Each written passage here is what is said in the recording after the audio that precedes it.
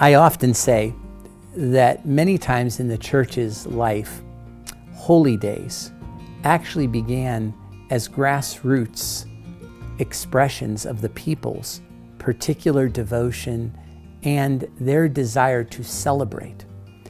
Many of our holy days that are now part of the Catholic calendar came from those ancient groundswell of grassroots devotions and desires. And I often say that probably as Americans, if we would have one, so to speak, holy day that has come to us from a national identity, it would be Thanksgiving.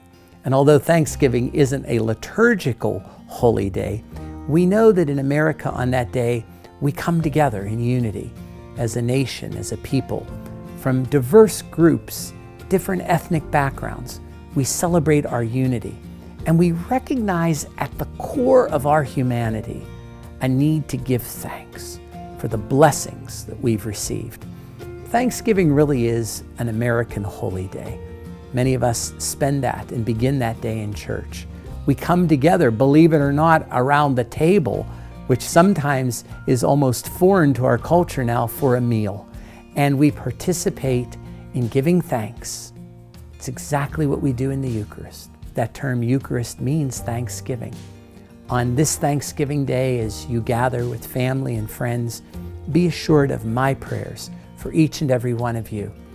As you give thanks for the many blessings that God has given you, as you come together as a family, as you sit around the table, know that I give thanks for the blessings you have been to me, to the Diocese of Greensburg, to our parishes, to our church.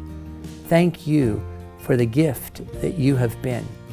And as you gather around your family tables, and as we gather around the altar and celebrate the Eucharist, let us give thanks to God, who is the source of all our blessings. I wish each and every one of you a very blessed and happy Thanksgiving.